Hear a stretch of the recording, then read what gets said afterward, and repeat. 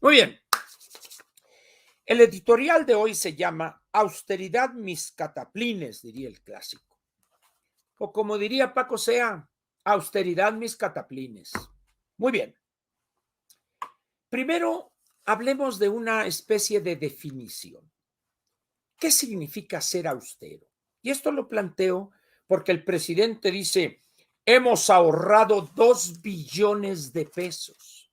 Y luego la anticientífica Morticia dice, es que estos se han ahorrado 2 millones de pesos. Tengan sus 2 millones de pesos. No han ahorrado un solo 5. Es una mentira. Mire, austero para no complicar mucho el asunto. Y no voy a dar la acepción de que es una persona que vive sin lujos, sin presunciones. No. Austero es básicamente, otra acepción, aquella persona que gasta menos de lo que ingresa. Es decir, una persona es austera, o un gobierno es austero, o una empresa es austera, cuando de los ingresos que obtiene no gasta el 100%. Eso es ser austero. Muy bien.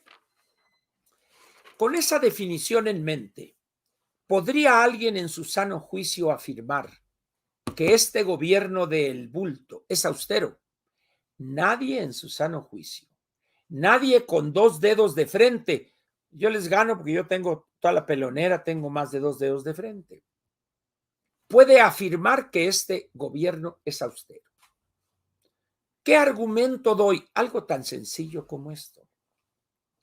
Ustedes pongan en el buscador que quieran, y digan ustedes, monto del presupuesto de egresos de la Federación 2019, y luego 2020, 2021 y 2022. Y van a encontrar ustedes que cada año tomen como referencia el 2018, como base, como punto de partida.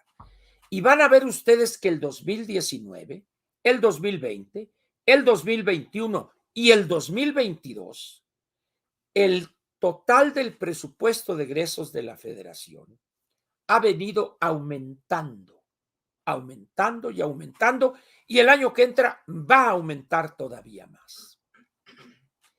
Bueno, entonces dice uno, Ángel, entonces, ¿dónde está ese aumento o los 2 billones de pesos que dice que se han ahorrado? No. No ha ahorrado un pinche 5, perdonen por el francés del sur. ¿Qué es lo que ha hecho para apantallar ingenuos o para permitirles a los sinvergüenzas intelectuales que digan efectivamente se ha ahorrado? Esto no es cierto. Lo que ha hecho este hombre, primero, el año 2019 y parte del 20, agotó los fondos acumulados durante 15 y 16 años en no pocos fondos que fueron diseñados y se les fue aportando dinero para la época de vacas flacas. Se acabó casi 600,000 millones de pesos. ¿Y qué ha hecho él? Le quitó dinero a educación, a salud, a infraestructura, a seguridad pública y a mantenimiento de infraestructura. Les quitó recursos. ¿Para qué? ¿Para ahorrarlos? No, para dilapidarlos en el aeropuerto de Pedorrillo ese de Santa Lucía, en Dos Bocas, que si produce un barril de gasolina antes del 2025 va a ser un triunfo. Y esa locura ecocida del Tren Maya. Repito, pues, no es que haya ahorrado 2 billones de pesos. Es que tomó de esos programas fundamentales del sector público, en educación, en salud, en seguridad pública, en infraestructura, en mantenimiento, etcétera, los agarró, los dejó casi en los puros huesos a esas áreas de la administración pública y los fue a dilapidar, perdonen otra vez por el francés de más al sur que voy a utilizar, para dilapidarlos, para tirarlos a lo pendejo en esas ocurrencias. Eso sí es cierto. pero es falso de que haya ahorrado 2 billones de pesos. ¿Por qué? Miren, cuando un gobierno dice, he ahorrado 2 billones de pesos, eso significa que de sus ingresos tomó 2 billones de pesos y no los gastó, sino que hizo o los guarda para problemas futuros, para una emergencia, o reduce deuda.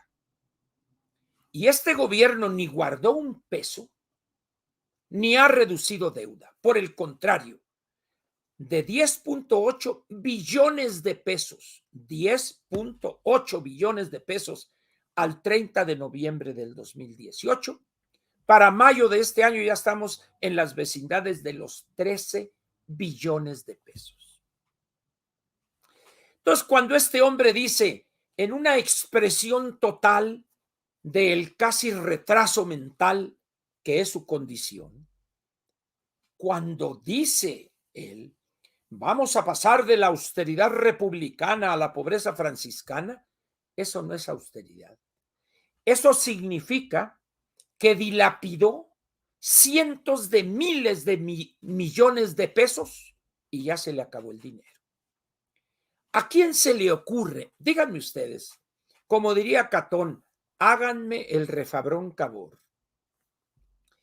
La economía 15 o 16 del mundo, que tiene comercio, volúmenes importantísimos en la escena internacional con decenas de países, que tiene inversionistas de prácticamente todo el mundo y que los mexicanos invierten también en muchos países que no es México, que alguien diga, a partir de este momento se cancelan todos los viajes al exterior de los funcionarios, más los tribunales agrarios, funcionarios de los tribunales agrarios.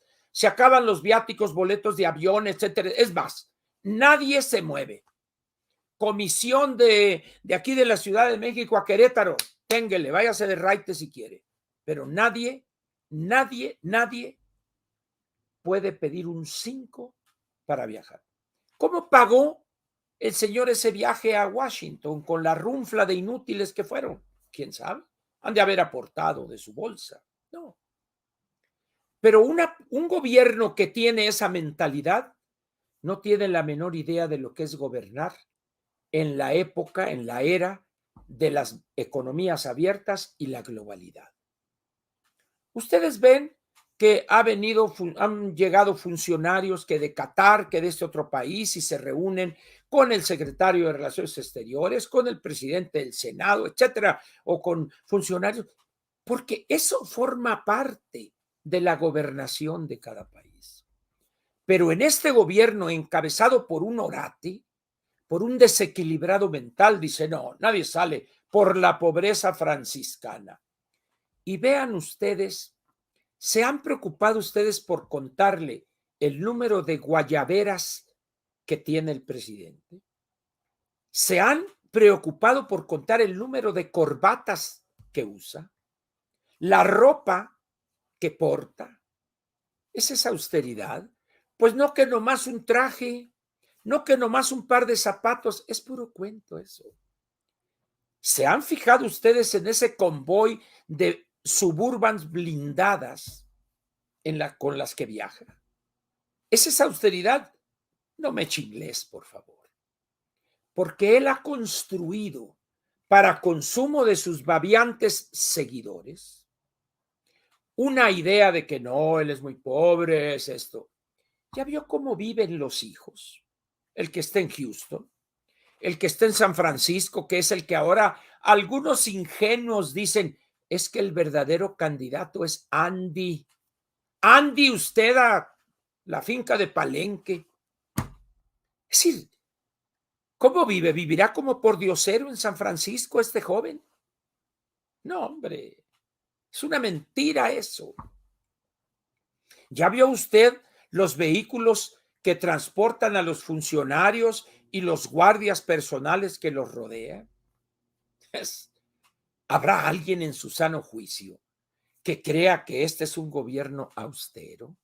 Por favor, señores, seriedad, seriedad.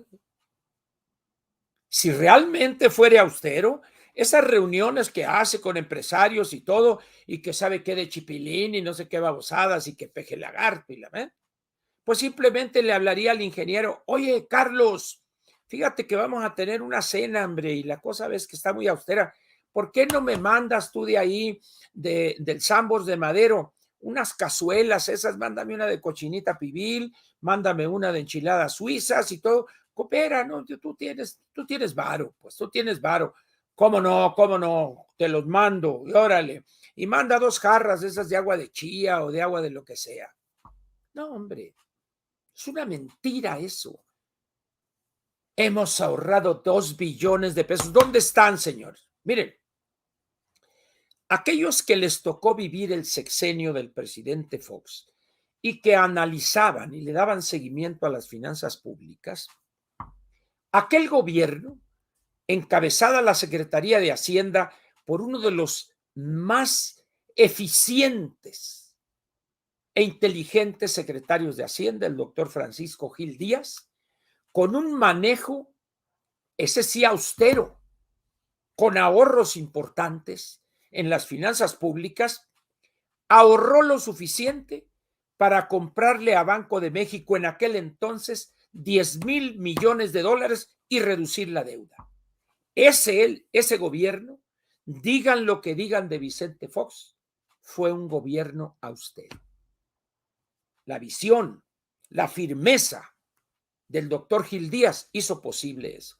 Pero aquí, desde que se fue Carlos Ursúa, que dijo: ahí se ven, señores, a mí no me encalan con esa brocha, diría el filósofo Comex. Y se quedó el inútil el que recomendaba películas que veía en canales piratas y que ahora está en Washington y ya se llevó, muy preocupado por su bicicleta. Ya la empacó muy bien y ya se la llevó. Y luego sigue este hombre que ni se le ve siquiera. El otro de vez en cuando recomendaba algún libro y alguna cosa así, pero bueno, tenemos aquí que vamos a compensar las importaciones de esto, un precio mayor, pero vamos a compensar con siempre babosadas, mentiras, dice. Desaparecido el señor. Se requiere tener a alguien como el presidente Fox, con una claridad meridiana de lo que es un gobierno austero, digan lo que digan del presidente Vicente Fox, y a un secretario de Hacienda con la fuerza, con la valentía para decir no, doctor Francisco Gil Díaz. Y eso le permitió, con esas políticas de austeridad, juntar el equivalente a 10,000 millones de dólares en pesos y comprárselos a Banco de México y pagar de manera anticipada deuda. Ese es un gobierno austero. Este es una faramalla de gobierno, una bola de barberos, ignorantes, rastreros, lacayos, el que gusten ustedes, el que gusten ustedes. ¿Se acuerdan del florero de Bucareli? En una entrevista que le hicieron antes de la toma de posesión, alguien le preguntó: bueno, ¿y por qué sigue usted o por qué simpatiza con el bulto? Ay, dice, es que yo la primera vez que escuché esa frase me emocioné y dije, este es. ¿Y cuál es esa frase? Abrazos, no balazos. Y dice uno, a ver, una persona que fue 15 años ministra de la Suprema Corte, dice que es una genialidad esa estupidez jurídica. Abrazos, no balazos. Ese es el tamaño del servilismo y la abyección de esa señora que ha hecho una fortuna, ella y su familia, al amparo de la influencia en el poder con 3 notarías. Esos son los que... Y luego tenemos al actual, al florero del Edén, cuando el INE y el Tribunal Superior, el Tribunal Electoral del Poder Judicial de la Federación, están intentando cumplir con su papel y los aperciben de las violaciones que están cometiendo. ¿Y qué dice el secretario de Gobernación? No importa que me castiguen o lo que sea, porque el año que entra los diputados van a desaparecer al INE. El secretario de Gobernación. Dice uno, ¿Cómo es posible que alguien diga esa idiotez? Solamente un idiota. Porque las idioteces las dicen los idiotas. Señor, para reformar la Constitución y, como dice usted, desaparecer el INE, se requiere en el Congreso de la Unión, en cada una de sus cámaras, que haya quórum y que las 2/3 partes de los presentes apoyen esa reforma y luego se obtenga la aprobación de 17 legislaturas estatales. Y eso no les dan las cifras, no les da la aritmética. ¿De dónde saca usted que los diputados van a desaparecer el INE? El secretario de Gobernación. ¿Y por qué dice tantas babosadas? Porque el señor es un notario. No es una persona estudiosa del derecho constitucional. Y es un hombre, ¿saben ustedes quién ha tirado las escrituras, ha elaborado las escrituras de todas las machincuepas que ha hecho la familia de López Obrador de esta propiedad y que este departamento y que las hectáreas y que la herencia? Adán Augusto López en su calidad de notario en Tabasco. Ese es. Y ahora dice este hombre que son austeros, por favor. Eso es una mentira. Eso es una falsedad completa. Muy bien. Quiero decirles ahora lo siguiente. Vamos a saltar a otro tema. Ya ven que el presidente ha estado insistiendo que la razón nos asiste y que el patriotismo y que la energía y los hidrocarburos y la mentira que te eché. Y es que en el texto del tratado ahí dice que tenemos la razón. Muy bien. Capítulo 8 del TEMEC. Reconocimiento del dominio directo y la propiedad inalienable e imprescriptible de los Estados Unidos mexicanos de los, ojo, hidrocarburos. Y dice así, artículo 8.1, 2 puntos. Reconocimiento del dominio directo y la propiedad inalienable como ley. Inciso 1. Según lo dispone este tratado, las partes confirman su pleno respeto por la soberanía y su derecho soberano a regular con respecto a asuntos abordados en este capítulo, de conformidad con sus respectivas constituciones y derecho interno, en pleno ejercicio de sus procesos democráticos. Una obviedad, porque eso nunca ha estado en cuestionamiento. Pero, inciso 2, en el caso de México, y sin perjuicio de sus derechos y remedios disponibles conforme a este tratado, que es el TEMEC, Estados Unidos y Canadá reconocen que, 2 puntos, subinciso A, México se reserva su derecho soberano de reformar su constitución y legislación interna. Tampoco ha estado eso en cuestionamiento. E inciso B, México tiene el dominio directo y la propiedad inalienable e imprescriptible de todos, ojo, los hidrocarburos en el subsuelo del territorio nacional, incluida la plataforma continental y la zona económica exclusiva situada fuera del mar territorial y adyacente este, en mantos o yacimientos, etcétera. Pero ojo, hidrocarburos en el subsuelo y en las partes estas marinas. ¿De dónde saca el presidente que esto que está aquí en el capítulo 8 tiene que ver con la generación de energía eléctrica por fuentes alternas, energía eólica, energía fotovoltaica? No tiene absolutamente nada que ver. Pero además de lo que se están quejando, como expliqué el lunes, las empresas norteamericanas es el trato discriminatorio y privilegios otorgados a Pemex y CFE que dañan el ambiente y dañan los contratos que esas empresas firmaron de acuerdo con la ley vigente en México. De tal manera que si este conflicto escala hasta llegar a la parte de las controversias, es decir, después de las consultas, vamos a perder y vamos a enviar un mensaje al mundo totalmente negativo de la imagen y calidad de México como destino para las inversiones. Ese es el gran riesgo de esta posición estúpida del presidente. Pero, en vez de reconocer su error o decirle a esta nulidad que es la señora Nale, a ver, Rocío, déjate de cosas y acá la sorda, dales todos los permisos, da marcha atrás, pero calladita, no hagas olas. Órale, dales los permisos, que hagan esto, que traigan el punto, y ya, y nos olvidamos del problema. No, se envuelve en la bandera y cual niño héroe al precipicio como Juan Escutia. Y luego dice valentón, cual borracho bravero de cantina.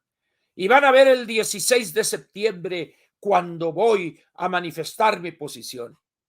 Es que la posición de él es totalmente secundaria frente al texto del capítulo 8.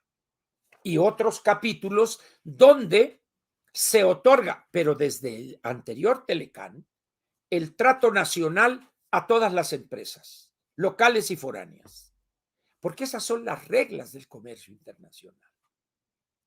Entonces dice uno, a ver, no es lo que usted piense, no, el texto es clarísimo, es claridad meridiana. Pero lo hace en un día donde los mexicanos, si hay fecha donde nos unificamos, es la noche del grito y el desfile del 16 de septiembre. Y aquí entra otra pregunta. ¿Cómo se presta el ejército, las Fuerzas Armadas, para ser parte de un juego político jugado con las patas, políticamente hablando? ¿Qué nivel de abyección y de cobardía priva en el secretario de la Defensa? Sí, ya sé, ya tengo que bajar.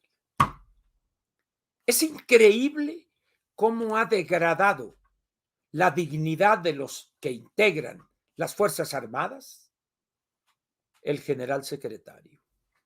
Lacayo, no obediente y leal, lacayo, arrastrado. Eso es lo que es el general secretario, para vergüenza y desdoro de los integrantes de las Fuerzas Armadas, de todos. Por eso, yo he recomendado leer el tomo 6 de la serie La costumbre del poder de Luis Espota, La víspera del trueno. Y ahí viene en las últimas 80 páginas, 90 páginas, una solución intermedia entre la aquiescencia, el servilismo y lo lacayo de las Fuerzas Armadas que estamos viendo y la dignidad de un ejército respetuoso de la Constitución y al servicio de los grandes intereses del pueblo mexicano. Ahí está una solución intermedia. Por eso vale la pena que lean ustedes ese libro. Y es lamentable que el presidente quiera manipular eso, pero van a ver ustedes cómo se va a celebrar las fiestas patrias. Para ese entonces, es mi hipótesis, es mi pronóstico, el conflicto estará diluido y estará prácticamente resuelto. ¿Por qué? Porque le van a apretar las tuercas y, como diría Paco Sea, le van a jalar los cataplines. A ver, o cabrestea o se ahorca, señor. Como ahora que fue a Washington. Ahí fue la primera etapa de eso. El señor no entiende. Y luego sale este oportunista, ese sinvergüenza pordiosero del presidente cubano. Aquí estamos nosotros, Cuba, con el hermano mexicano para lo que quiera y lo que quiera mandar. Cállate, hombre. Cállate, tú andas buscando dólares, cabrón. Es lo que andas haciendo para sobrevivir con un gobierno de fantasía y un país irreal completamente. Como andaban con Nicolás Maduro, y ahora ya no, porque ya se acabó la mina de oro, ya la secaron, y Nicaragua no tiene ni para ellos.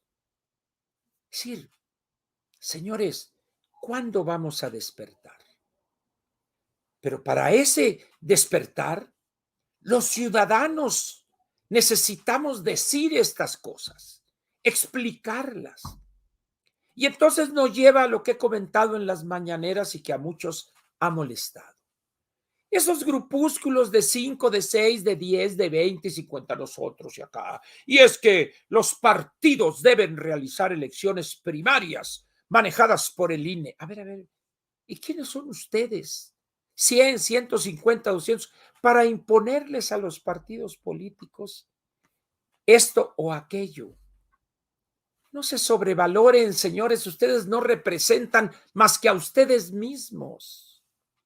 Y cuando les dice uno se enoja, no, es que ese verdugo, ¿por qué? Porque trae pleito, o anda enojado con este, con el otro, o qué quiere. No quiero nada, estoy diciendo mi verdad. Si en un determinado momento piensan que estoy equivocado, argumentos, tranquilamente. No hay más que hacer, pues. Y en este momento, segunda vez que me muestran la hora, ya son las 8:10. Y aquí termina la parte editorial de Platica con Ángel correspondiente al miércoles 27 de julio del año 2022.